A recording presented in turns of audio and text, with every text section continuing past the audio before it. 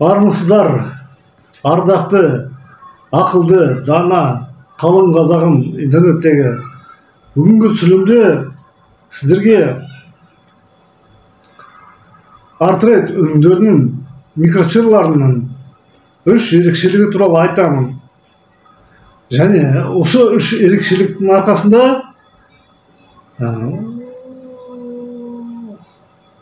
антисептикалық, антибактериалдық, антивирустық қасиеттерге болады. Және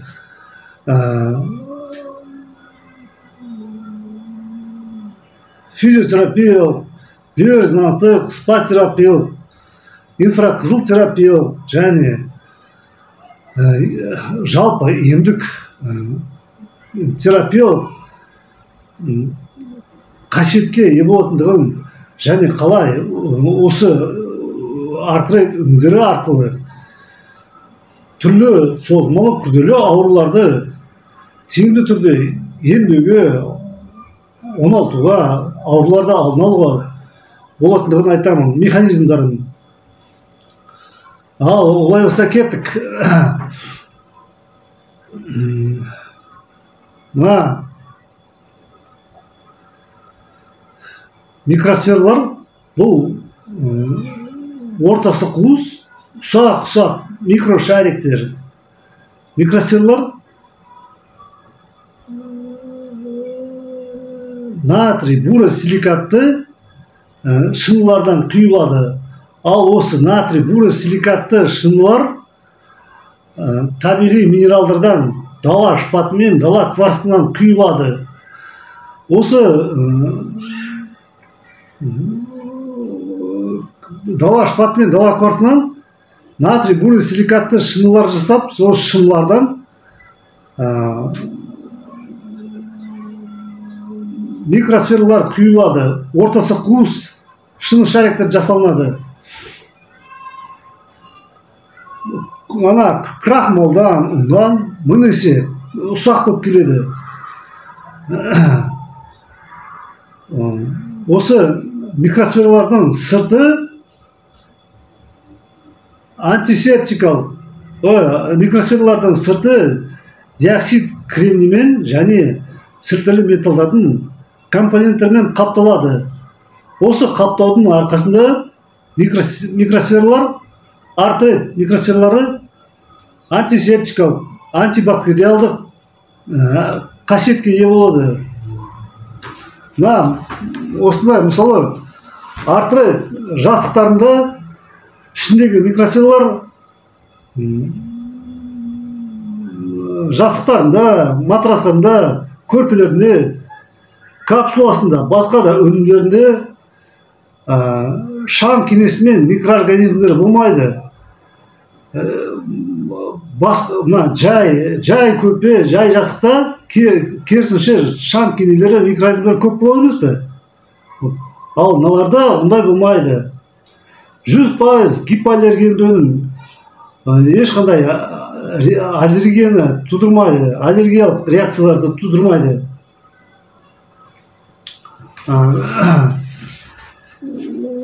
Бірінші ерекшелігі арқылы осылай антисептикалық және антибактериалдық қасиетке ие болады.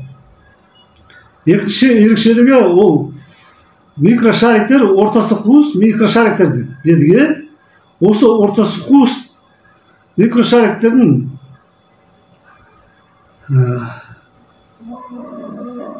арқасында адамдың денесімен байланыста болған кезде адамның денесінен шыққан жылу, инфрақызыл сәулелі адамның денесінен шыққан жылу микросфералардың ішіне кіреді де, микросфералар оларды қабылдап, жинап және жиналған күйінде келген жағына кері қайтаратын қабілетке ие болды. Адамның денесінен шыққан жылу жиналып келген жағына кері қайтарылған кезде ол жылу ткандарға, бұлшықеттерге 7 сантиметр тереңдікке дейін кіреді. Және 7 сантиметр тереңдікте олар жаңағы жылу сол аймақта 1-2 градусқа температураны жоғарлатады. Жоғарлаған температура жоғарлаған кезде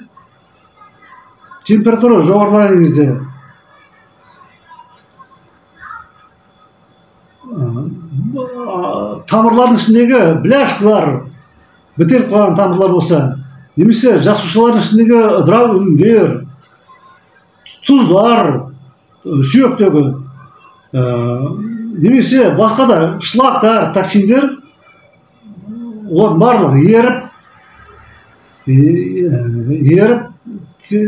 адамдың тері арқылы терлеп шығады.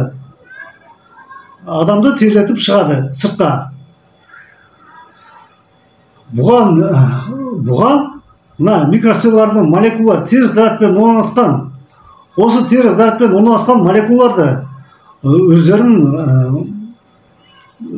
қарай бұларды тартады. Өйткені гидроксилдік процестердің барлығы ыдырау өнімдері, ауыр металдар, тұздар, шлак, токсиндер барлығы бұлар қышқыл потенциалға ие гидроксилдік процестер. Ал бұлардың барлығы плюс деген орналасқан зарядпен келеді. Ал микросфералардың зарядтары минуспен орналасқан. Физиканың заңдылықтары бойынша екі түрлі полярлы зарядтар плюс пен минус бір-бірлеріне жақындаған кезде олар бір-біріне жабысады. Осы заңдылық микросфералармен қолданған кезде осы заңдылық жұмыс істейді. Осылай міне микросфералар екінші ерекшелігі микросфераларға инфрақызыл терапиялық әсерге еғылдырады. Және микросфералар бұлар магнит, шлак, токсин барлық гидроксилдік процестерге магнит сияқты жұмыс істейді. Олар плюспен келеді, алдын ала минуспен келеді.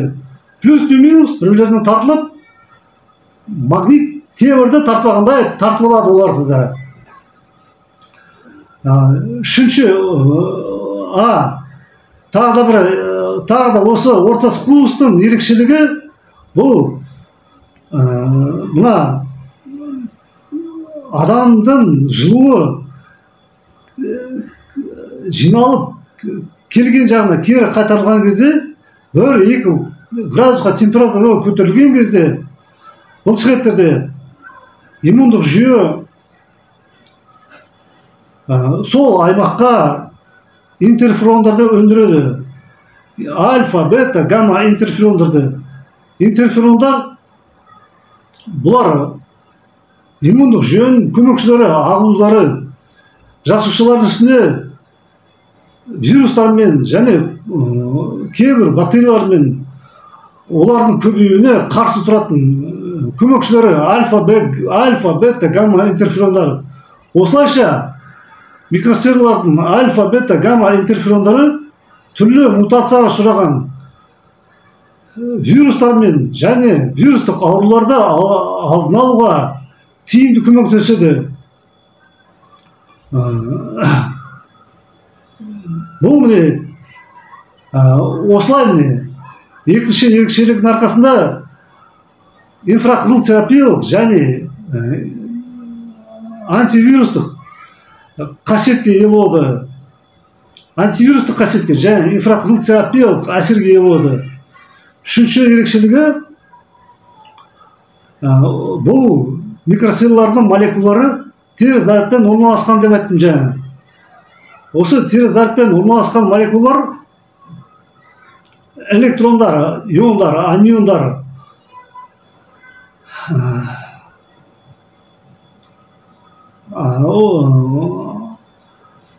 мына физика заңдылықтары бойынша егерде бір полярлы зарядтар бір-бірлеріне жақындаса, олардың тоқтары бір-бірлеріне әсер етіп, олар бір-бірлерін итеріп, бірлерінен алыстайды. Осы заңдылық жаңағы біздің барлық электролиттерімізде, барлық сұйықтықтарымызда жұмыс істейді. Өйткені біздің барлық сұйықтықтарымыз биологиялық электролиттер болып табылады. Биологиялық электролиттерді біз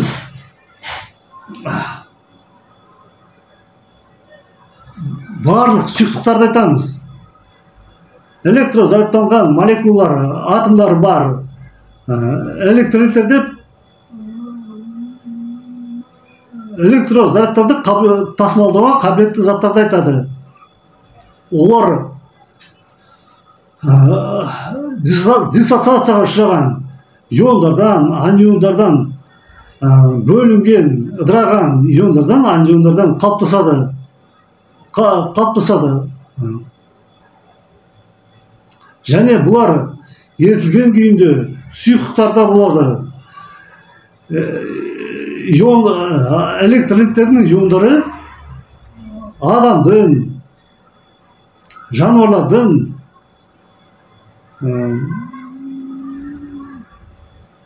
құрт-құмырсқалардың, өсімдіктердің ағзаларында көптеген маңызды рөлді атқарады.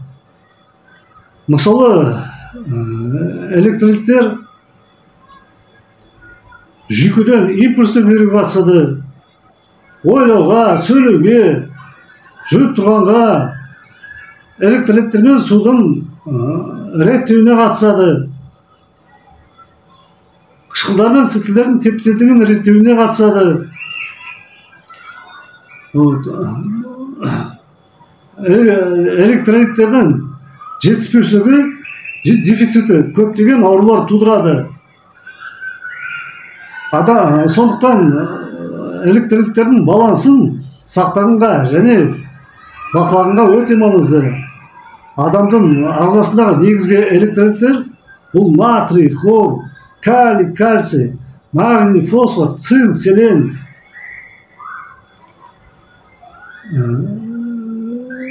Железо, кремний, медь. Тағы да осы электролиттердің тығыздығы жоғары болған сайын біздің сұйықтықтарда, электролиттерімізде, қанымызда, лимфа сұйықтықтарында, ұлпар сұйықтықтарында, барлық сұйықтықтарда, сүтте, баланы емізетін, кіші дәретте, барлық жерде осы барлық сұйықтықтарымызда электролиттердің тығыздығы жоғары болған сайын сұйықтықтарда соғұрлым зат алмасу процесі өте жақсы болады. Барлық 12 жүйемізбен, барлық мүшелерімізбен, барлық жасушалармен зат алмасу процесі тұрақты, қалыпты, жақсы болып тұрады, тез болып тұрады. Және керісінше бұл адамдың сау екен, жақсы, қалыпты, тұрақты зат алмасу процесс адамдың сау екендігін білдіреді. Керісінше, егер де осы теріс зарядпен орналасқан электрондар, иондар, аниондар біздің электролиттерімізде тығыздығы төмен болса, және плюспен орналасқан зарядтардың тығыздығы көп болса, ондай электролиттер адамдың қуатсыз екендігін білдіреді. Адам ауыратындығын білдіреді. Және ондай электролиттерде оттегі аз, көмір қышқыл көп, керісінше сіртілі емес, ондай сұйықтықтар керісінше қышқыл болып келеді.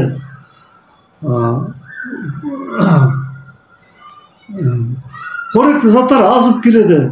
Бұндай сұйықтықтар, электролиттер зат алмасу процесін барлық жүйемізде, барлық мүшелермен, барлық жасушалармен зат алмасу процесін баяулатады.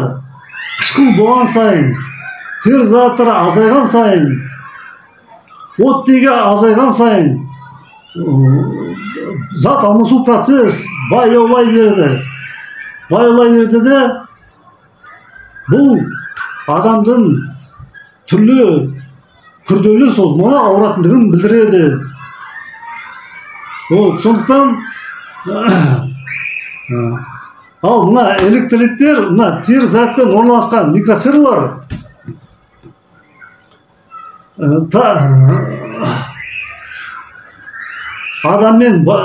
адамдың денесінде болған кезде мына осының бойындағы теріс зарядпен орналасқан электрондар, иондар, аниондар, олар мына микросфералардан босатылып сыртқа қарай шығады. Сыртқа қарай шыққан кезде адамдың денесінен мына біздің биологиялық мембраналардан өтіп, терден, бұлшықеттерден олар сұйықтықтарға сіңеді, электролиттерге сіңеді. Электролиттерімізде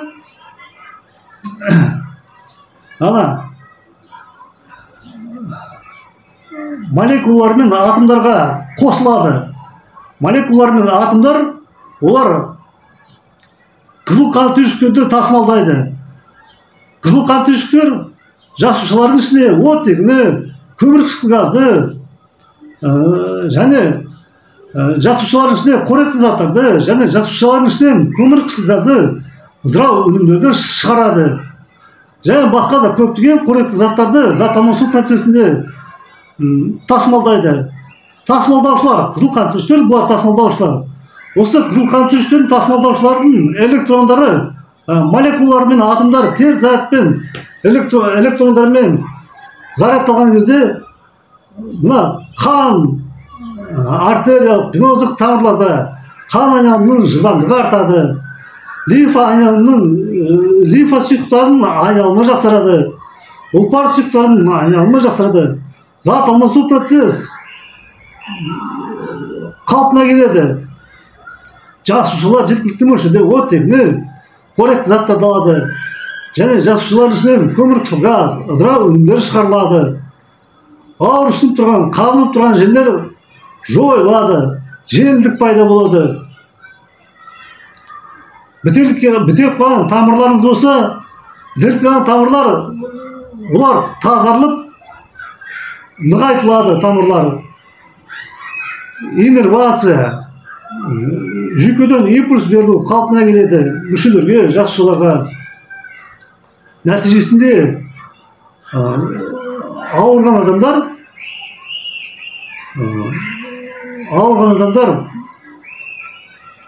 ұзаққа созылмай оңалады. Егер де осылай артрит өнімдермен ұзақ мөлшерде үнемі қолданатын болса, сондықтан осылай міне микросфералар мына үшінші ерекшелігі арқылы физиотерапиялық, биорезонанстық, инфрақызыл терапиялық, спа терапиялық және емдік әсерге ие қылдырады адамдарды. Емдік әсерлерін тигізеді терапиялық. Спа терапиялық әсерге келетін болсақ, спа терапиялық әсер зат алмасу процесі қалпына келген кезде осы өнімдермен иммундық жүйе эндорфин гормондарын қанға лақтырады, қанға бөледі. Эндорфин гормондары бұлар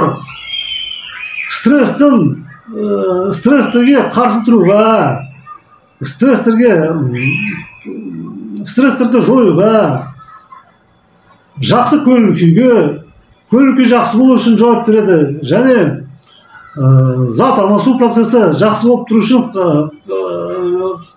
жауап береді. Осы эндорфин гормондардың бөлінгені арқасында адам спа терапиялық әсерге ие болады. Артрит өнімдердің кішкентай өнімдері болсын, үлкен өнімдері болсын,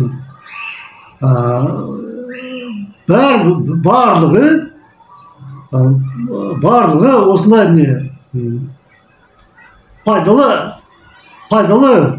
пайдалы қасиеттер мен емдік әсерлерін береді. адамдарға емдік әсерлерін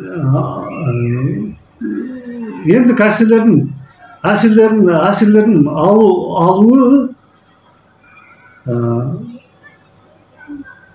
кішкентай зат болса, кішкентай өнім болса ұзағырақ болады.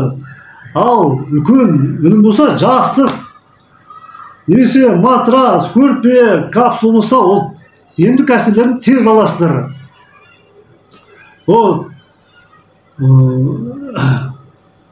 Және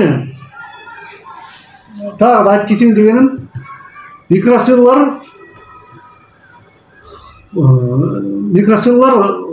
бұлар қолданар алдында, міне, жұмсақ болады қолданар алдында. Теріс зарядпен орналасқан молекулалар ішінде көп болады, жұмсақ болады. Ішіне бір су құйып қойған сияқты, ауа бар сияқты. Ал қолданған кезде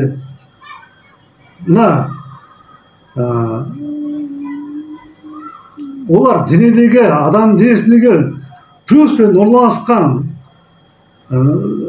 статикалық молекулаларды, плюспен орналасқан статикалық зарядтарды тартқан кезде, жасты басқа өнімдер қатып қалады, балшық сияқты болып қалады. Былай мынандай болмайды уже, қатып қалады. Бір балшықтар сияқты, қатқан балшық сияқты болып қалады. Ондай қатқан болса, оларды уже күнге шығарып келіп тұру керек. Немесе жел соғып тұрған жерге қойып, ана плюспен орналасқан молекулаларды ұшырып жүру керек, плюстарды ұшырып жүру керек. Кепкен кезде өздері плюстар ұшып кетіп, жұмсақ болған кезде, кепкен кезде қайтадан өнімді қолдана беруге болады, артрит өнімдерін. Осындай ерекшеліктері, қасиеттері, пайдалы әсерлері бар. Сондықтан қалың қазағым, жаным қазағым, егер де сіздер түрлі, күрделі, созылмалы аурулармен ауыратын болсаңыздар, онкология, инсульт, инфаркт, бедеулікпен, көздің аурулармен, артроз, артрит, тірек қимыл аурулармен, ас қорыту жүйесінің аурулармен, барлық аурулармен ауыратын болсаңыздар, өйткені барлық аурулардың себептері зат алмасу процесс бұзылу. Зат алмасу процесс бұзылу себептермен туындаған аурулармен ауыратын болсаңыздар, сіздерге барлықтарыңызға осындай өнімдер қажет. Неге? Өйткені бұл микросфералар қарапайым өнім, біріншіден қарапайым өнімдер, екіншіден бұл сенімді, надежный, үшінші бұл универсальный, қолға, басқа, аяққа, денеге, аяққа, қабырға, ішке, барлық жерге қойып, келтіріп, осыны қолдануға болады. Төртінші, емдік жағынан өте әсерлі. Барлық зат алмасу процесі кезінде плюспен орналасқан молекулалар, статикалық молекулалар болады. Сол статикалық молекулаларды, зарядтарды плюспен орналасқан. Бұлар магнит сияқты, бер қаратай өздеріне тартып алады. Және қатып алады. Одан кейін бұларды тиітсеңіз болды. Бұл механизмді түсіндіңіз ба? Келесі, бесіншісі. Артрит өнімдері ұзақ мөлшерде. Бұл өте экономикалық тұрғы жағынан қарап алатын болсақ, өте тиімді өнімдер. Өйткені бұны сіздер бірлес аласыздар. Өмір бойы бұлар сізге қызмет етеді. Сізге, сіздің отбасыңызға. Сондықтан өте бұл мықты нәрселер бұлар. Бұларды микросфералардан жасалған өнімдерді космонавттарының скафандрлардың ішінде де қапталынған болады. Үлкен перинаталдық центрлерде 7 айға жетілмеген балаларды осындай микросфералармен жасалған капсулаларда жетілдіреді. Үлкен күйік орталықтарда Россияда осындай микросфералардан жасалған төсек оларға жасайды. Сол төсекте оларды тез оңалтады.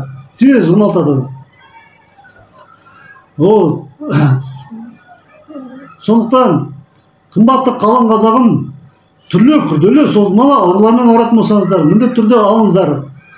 Ал ауырмайтын болсаңыздар, сау болсаңыздар, бәрібір алыңыздар. Өйткені қазір біздің елімізде, біздің заманымызда мына ауаның сапасы, судың сапасы, азық-түліктің сапасы өте нашар. Адам теріс зарядпен ауамен демалу керек. Ал біз барлық жерде плюспен орналасқан зарядтармен демаламыз. Плюс олар қышқылдандыру потенциалға ие, а минустар восстановительный потенциалға ие, қалпына келтіру потенциалға ие.